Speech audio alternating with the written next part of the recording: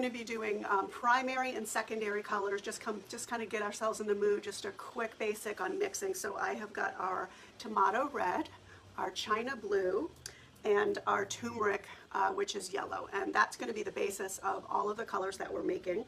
And I also have our white and our gray, so we're going to be making lighter, darker tones, undertones, all of that kind of stuff to see what we get.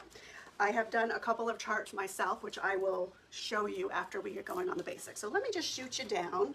Say hello. I also have a bunch of brushes, and after I use the brushes, I drop them in alcohol, rubbing alcohol. I have my coffee. I'm not drinking. Promise, promise, promise. Okay. So basically, you guys are familiar with just a basic kind of color wheel, and you can pretty much come up with any color you want.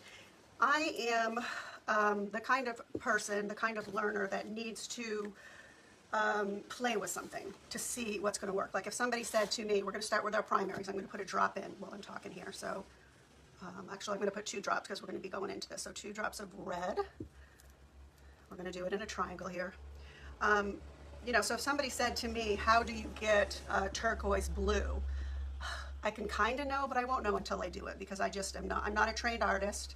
I am a doer.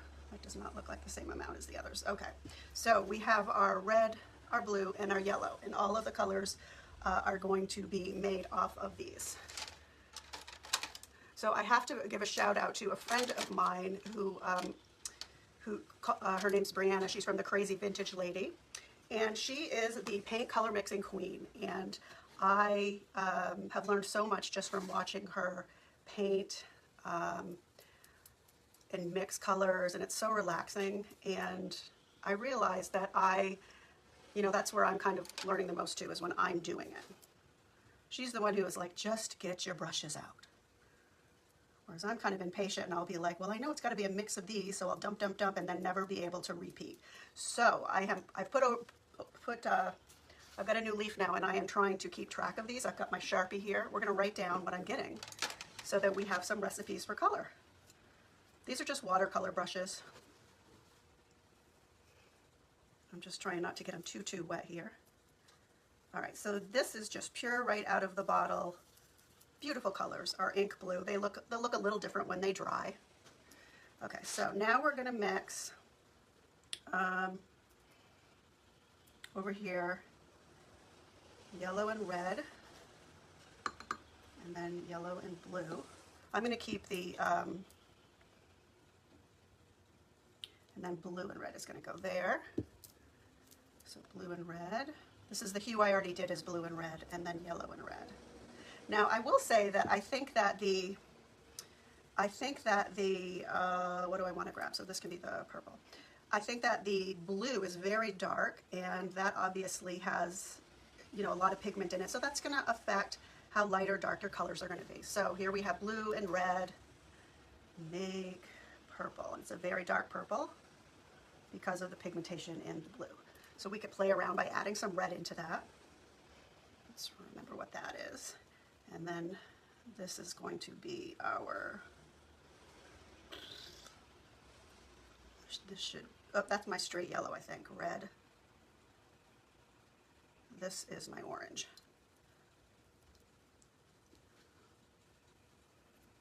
Okay. It's important that I don't shift my dish here, because then I end up with something else that I didn't want. Do any of you guys do this, like play around with your colors and your brushes and color mixing? I would like to just kind of focus on doing this for a while and come up with some recipes for color. And so that's why I've started to do this, because, you know, sometimes you want a pastel.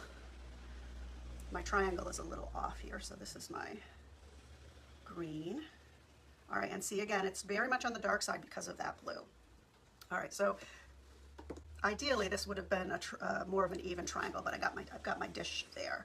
All right, so now I'm not going to do the tertiary colors. Instead, what I'm going to do is I'm going to start adding in some white, because the white, the more you add in, the lighter you're going to get your color. So I'm going to add in 1 drop of white here into that green.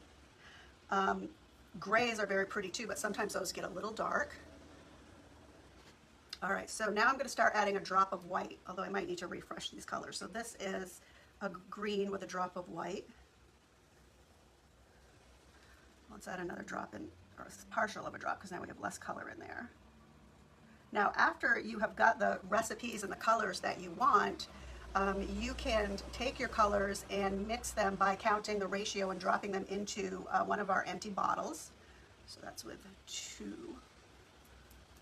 I don't want to waste too much ink, so I don't want to have, so just see how beautiful that is.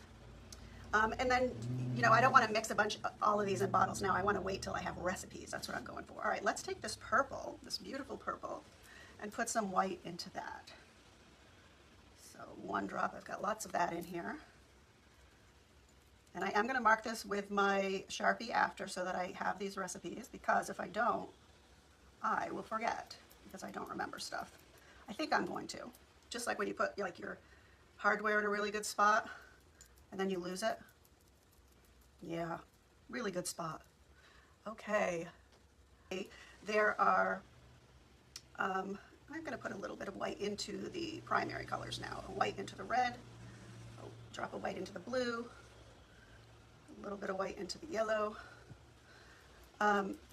Yes, if you didn't see, IOD revealed 3 new stamps yesterday on a wonderful live, and there's also a couple of blog posts that you should backtrack and go watch. The retailers have already, look at how beautiful that is. I'm going to keep going. Put another drop in the green. Just got to remember to change my brush. The retailers have already ordered, and we're going to have them mid-May. Look at that. All right, let's grab that green before I forget. That has a little bit more white in it because I'm really running out of ink there. I'm using a porcelain dish, which I actually had never bought before. My friend saw this, which is old acrylic paints, which don't wash out if you don't take care of them. And she said, just go buy ceramic or enamel, because then you can look at those colors together. Beautiful. Okay, I'm not going to wash my brushes yet, but let's see, where am I? This is the red brush.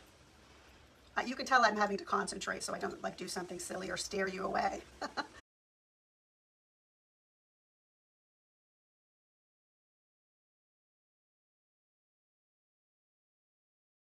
In California, I'm getting a new brush because I don't remember what I've done over here. So here's the blue with a little bit of white.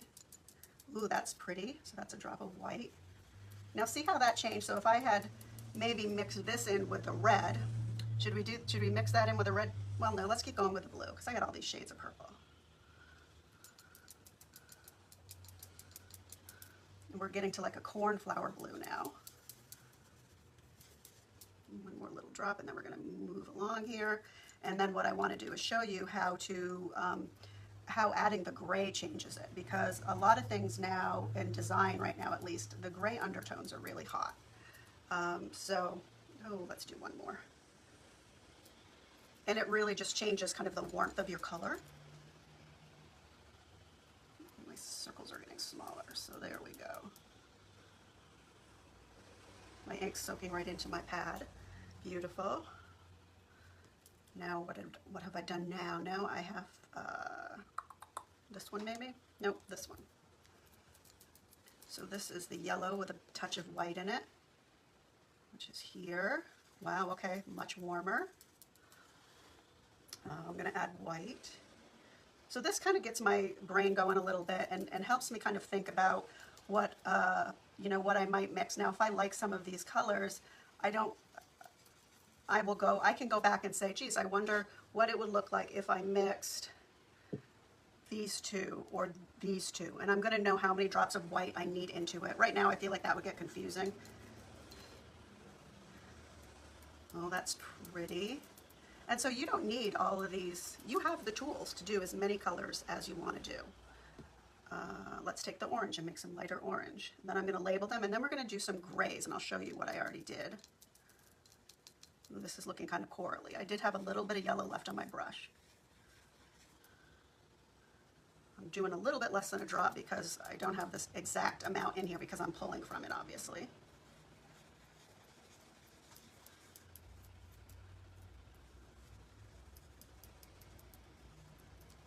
All right, so I'm going to take all of these and drop them in a cup of rubbing alcohol so that I can use them again. And I'm done with this palette. I'm going to label it, and then we're going to do we're going to do a new palette adding some grays, and I will show you how I did that on the other one. So before I forget, let's see, this is my red, yellow, blue. This is my green and orange. That is a messed up kind of triangle here. I'll try not to let that bother me. And then my purple, or violet, however you want to call it. And then these are all plus a white, plus 2 white, plus a white, plus 2 white.